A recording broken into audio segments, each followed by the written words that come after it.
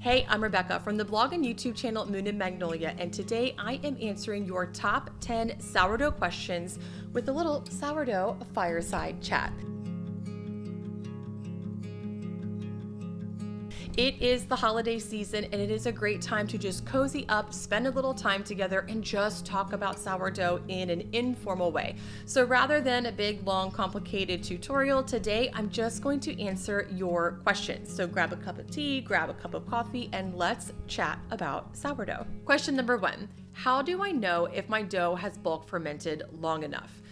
So you're going to hear, and you probably already have heard, a lot of different things about how to tell whether or not your dough has fermented long enough. And what makes this a little bit complicated is probably most of those things are true, but it really depends on the recipe, how you like your bread, and a variety of factors to decide whether or not your dough has bulk fermented long enough. So I'll share with you the 3 ways that I tell if my dough has bulk fermented long enough. 1, I look to see if it has doubled in size. 2, I look for a doming shape on top of the dough. And 3, I look for bubbles forming around the top of the dough, right where it meets the edge of the bowl. These work for me and the way I like my bread, but what makes this a little bit tricky sometimes is not everyone likes the same type of bread. So if you were to let your dough rise to say 30 or 40%, as some people like to do, it will probably work. The bread will just be a little bit different. So what I really suggest is deciding what type of bread do you like? Take note of what you're doing along the way each time you're making bread, so that way when you have one that turns out perfectly, you know, okay, I let this bulk ferment for 6 hours at 75 degrees to 50%. That way you know exactly what those conditions were to recreate the type of bread that you like. Now, the one thing that I would not pin down specifically as a way to tell if your dough has bulk fermented long enough is time. Time, sure, it is a factor in whether or not your dough has bulk fermented enough, but really what matters more is the temperature in which it is bulk fermenting. So 5 hours at 85 degrees is going to bulk ferment way faster than 5 hours at 68 degrees. So I would not use time as the sole indicator of whether or not your dough has bulk fermented long enough. And sometimes, look, sourdough just has a mind of its own sometimes. Sometimes, for whatever reason, it just works really fast. Other times, it takes a little bit longer. It might depend on what type of flour you fed your starter or what type of flour is in the dough. Sometimes, I don't even know what's going on. It's just doing its own thing. So there's not always a perfect way to determine it, but with practice and experience, you'll be able to visually look at your dough and know when it is ready. But you just have to keep making bread to figure that out. Number 2, what type of flour should I feed my sourdough starter? I just published a YouTube video and a blog post about this, but someone reached out to me in my DMs because a friend had given them a sourdough starter as a gift, but the type of flour that the friend fed it was more like a specialty starter using some like 00 flours and some other type of flour that this person did not have to feed it. So they were wondering, can I just feed it any type of flour? And the answer to that is yes, you can feed your sourdough starter any type of wheat flour. I feed my sourdough starter almost every single time with 50% all-purpose flour and 50% whole wheat. I do that because the whole wheat has more nutrients in it to actually feed the starter itself. So you'll find that if you give your sourdough starter wheat flour, it probably is a little more vigorous and a little more alive. But I also use that half all-purpose to cut the cost down because I don't feel like buying bags of whole wheat flour all the time because at least in my local grocery store, they are a little bit expensive. But you can feed your sourdough starter any type of wheat flour. Now, if you're transitioning from one type of flour to another, sometimes, not all the time, but sometimes your sourdough starter can act a little funky for a little bit. I liken this often to like an adolescent phase where it just gets a little bit weird in that transition. But just keep feeding your starter the new flour and it will balance itself out. And often there's not a problem at all. Sometimes, in fact, it does better when you give it a new type of flour. But if you find that your sourdough starter is struggling or someone gave you a sourdough starter and you don't know what to do with it, what I would do is give it a boost of energy with a little bit of whole wheat or even rye flour because it has those extra nutrients to help it out. Number 3, how do I make more sourdough starter? This is so easy. You just feed it more. So a bulk feeding will bulk up the amount of starter that you have. So let's say that you have 100 grams of sourdough starter and you need more starter because it's the holidays and you are about to have a baking marathon. You can double or even triple the amount that you regularly feed it. So if you have 100 grams of sourdough starter, you could feed it 200 grams of water and 200 grams of flour, or you could feed it 300 grams of water and 300 grams of flour to keep building up the amount of starter that you have. Now, someone in the YouTube comments did ask me if they need to discard before they do that. It really depends on how much starter you have to begin with. That's really up to you, but I would pick how much starter you want to start with, like 100 grams or 200 grams, and then double or triple the feeding from there. Now, if you discard before your bulk feeding, you can just take that discard and stick it in the fridge and use it for a recipe later. You don't necessarily have to feed it before you put it in the fridge. If you do feed it before you put it in the fridge, now you have 2 active sourdough starters, because remember, if you feed your sourdough discard, you're just creating more starter. Now, if you want to reduce the amount of starter that you have, then you discard more and keep a lesser amount that you feed. So let's say you have 100 grams of sourdough starter in a jar and you were like, hey, that's too much. I don't want to have to feed it 100 grams of water and 100 grams of flour. Discard, say, 75 grams, and then you're just keeping that 25 grams to feed. So you have 25 grams of starter, 25 grams of water, and 25 grams of flour. So what's kind of cool about sourdough starter is you can adjust the amount that you keep on hand based upon how much you need. So if you need more sourdough starter for the holidays, for example, or to give some away as gifts, just feed it more. But then after the holidays, for instance, if you don't need as much, then just discard all the excess, save a little bit, and just feed a smaller amount of starter. So it's kind of cool that you can keep as much or as little as you want on hand. And with that said, I often hear people on the internet say some really judgmental and pretty mean things to other people about how much sourdough starter one should keep on hand. And I actually have the answer, and it is the truth to that question. How much sourdough starter a person needs is as much as you want and as much as you need. Simple as that. Question number 4. So many of you, especially in the YouTube comments, have reached out and expressed that you really want to start a sourdough journey, but you don't know where to begin. And my answer to that is you just have to start. It seems super confusing and it seems like there is so much information out there, because there is a lot of information out there, but it does not become less confusing by watching more tutorials and reading more instructions. It becomes less confusing by doing it and learning what went wrong and what went right. So I cannot express enough to you that if you want to start a sourdough journey, the best place to begin is by starting. Just do it. The place to start is with making a sourdough starter. I do have an ebook. It is completely free. It is 30 plus pages of how to make a sourdough starter, how to make your first loaf of bread, discard recipes, and more. I'll leave a link for that in the description box below if that's where you want to begin. But having a sourdough starter is the starting point. If you don't have a sourdough starter, you're definitely not making sourdough bread. But once you have a starter, you can start experimenting with bread recipes. And really, that's the only way you can do it. Make a starter or get one from a friend. You can buy sourdough starter on Etsy, right? It doesn't matter how you get your starter. Just get yourself a starter somehow or make one and start making bread. You might have a few gnarly loaves along the way. They make great breadcrumbs. It makes great toast. If you have to throw it out, it might be a bum, but it's a learning experience. So I just can't emphasize enough. Start making sourdough now if you want to learn how to make sourdough. If you are starting your sourdough journey and you feel really confused and you have questions, just drop them in the comments, shoot me an email, shoot me a DM on Instagram, and I'm always happy to answer them for you. Number 5. How do I prevent my sourdough bread from tasting sour?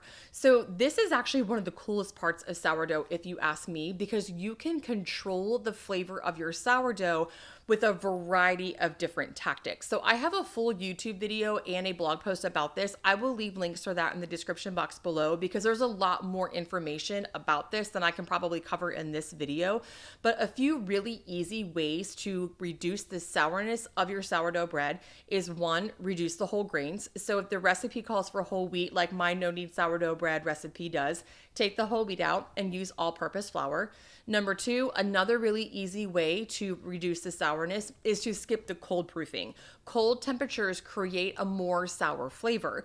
So if you skip the cold proof or reduce the cold proof, your bread will be less sour. Keep in mind though, if you do that, the texture of your bread will probably be a little bit different, but it will still be totally edible and less sour. So those are the two easiest ways to reduce the sourness of your sourdough bread. And again, I'll leave links for both of those resources in the description box. There are a lot of other ways, but if you wanted to make a loaf of bread right now that's less sour, that is the easiest way to do it. So on the other side of that conversation, if you want bread that is more sour, you can add in more whole grains or whole wheat or cold proof it longer. So adding in more whole grains or more whole wheat creates a more sour bread. And in fact, I made a 100% whole grain sourdough bread, I'd say maybe like a month or so ago, and shared that on YouTube. And it was pretty sour. I thought it was delicious. It might not be for everybody, but because I used fresh milled flour, 100% whole grain, it was really sour. You could add in a milled grains if you have a grain mill. You could add in store-bought whole wheat to make it taste more sour, or you could also cold proof it a little bit longer. So I usually cold proof my sourdough for about 12 to 15 hours, but you can refrigerate sourdough dough for up to 3 days. So if you really want to start creating a sour and complex flavor, just keep your dough in the fridge a little bit longer. Someone asked me in the YouTube comments, and let me read specifically, can I feed my starter, pop it back in the fridge immediately, then pull it out a few days later and let it bubble and rise before baking? Or would I have to feed it again and let it double? So basically what they're asking is, can I feed my sourdough starter, put it in the fridge, pull it out of the fridge, and then bake with it? And the answer to that is yes, you can. But here's the catch to that. It's a little unclear at that point how much of the wheat the sourdough starter has metabolized. So I'm not 100% sure in this case if that would be an active and bubbly starter once it got to room temperature. I have fed my sourdough starter in the past, put it in the fridge, 2 days later, took it out, let it get to room temperature, and it did double and get bubbly. But it kind of depends. It depends on the flour you use, it depends on your starter, depends on the temp of your fridge, it depends on a lot of factors. But here's the workaround for all of that. You don't even have to feed your sourdough starter before baking. You can absolutely bake with inactive, unfed sourdough starter. There are two things that make it a little bit different though. One, it will take a little bit longer for your dough to bulk, ferment, and rise because it doesn't have as much yeast and bacteria in it. So it's just not as active, but it will definitely work. I do this all of the time. I usually put mine in a proofing box to speed up the process because sometimes it takes longer than what I actually have time for, but it works for sure. The other thing is, and this goes back to the question about how to make sourdough more or less sour, if you bake with an inactive starter, your bread might be a little bit more sour because that starter was probably pretty acidic if it was completely inactive and had already metabolized all of the wheat from its prior feeding. And it is possible that if you feed your sourdough starter, stick it in the fridge, and then pull it back out a few days later, that it still has plenty of flour to metabolize. It's really hard to tell from my perspective if I don't see the whole process, but what's important about this is that when you put your sourdough starter in the fridge, all that's happening is it's just slowing down the metabolic process. It's not stopping it, it's just slowing it down. So while it's sitting in there, it is just slowly digesting that wheat. So depending on how cold your fridge is and how active your starter is, with 2 or 3 days, you might still have plenty of life left in your starter. But again, it's a little hard for me to tell without actually seeing your starter. And the other thing about this is you can always just feed your starter again. If you're not sure and you really want to use an active and bubbly starter, even if it hasn't worked its way through all of that flour, just feed it again. It's not a problem. You can hardly overfeed a sourdough starter. You can definitely underfeed one, but it's pretty hard to overfeed one. Number 7, what is everyone talking about when they say hydration? Okay, this kind of depends on what part of the sourdough process we're talking about. So if we're talking about the starter, you've probably heard people say something like a 100% hydration starter. That's really just kind of a fancy and relatively unnecessary way of saying that it is a starter that has been fed equal parts flour and water. So a 100% hydration sourdough starter is just one that's fed equal parts flour and water. That's it. The other time that you might hear people talk about hydration is in the dough. And this gets a little bit more confusing and can get pretty technical when we start talking about the hydration of the liquid in relationship to the flour and baker's percentages. And honestly, I don't even think that's necessary to know. It's cool, it is interesting, and it can be helpful further in your sourdough journey. But especially if you're just beginning, when we're talking about a dough's hydration, what we're really talking about is how much liquid is in the dough. There are a number of things that contribute to sourdough dough hydration. The starter, because it has water in it. Any water that you add to the dough, if it's enriched, you might be adding eggs to it or butter or honey, for example. All of these ingredients contribute to the overall hydration of the dough. The hydration of sourdough kind of varies. I've seen it anywhere. I think like my pizza dough recipe is like 60 or 61%. Sometimes you'll see dough hydration go all the way up to like 90%, depending on what you're making. But most of the time, it's somewhere between like 60 and 75% hydration. The higher the hydration, the softer the dough. So if you watch, say, a lot of my bread tutorials, I'll often talk about letting it be like just on the slightly higher hydration side to create a fluffier bread. If you're new to sourdough, honestly, I would not worry about this too much. Right now, I just focus on making bread and figuring out which recipes you like. And as you figure all that stuff out, it'll start to make more sense if you like bread that has a higher hydration, or if some recipes really need maybe a little less hydration. I think those sort of preferences and understanding really are best understood with practice. Okay, next up, how can I add fresh milled flour to my sourdough bread? So I have a couple YouTube videos where I show adding fresh milled flour into my sourdough bread. I'll leave those in the description box below. But the trick with fresh milled flour is it usually needs a little bit more hydration. In fact, we were just talking about hydration in the last question. So another thing that contributes to the hydration is the type of flour that you're using. Now, the reason why you would need more hydration or liquid in a bread with a fresh milled flour is because those fresh milled flours absorb more water. Depending on the recipe you're using and the type of flour that you have milled, you will probably need to add somewhere between 5 and 10% extra liquid to your recipe. Honestly, I eyeball this whenever I'm making bread and I'm adding in fresh milled flour.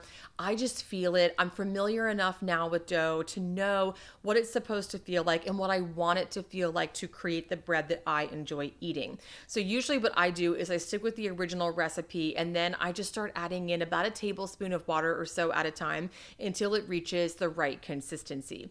The other thing that's important about adding fresh milled flour into your sourdough recipes is you'll probably need to let that dough rest, or what's called autolyze, a little bit longer in the beginning.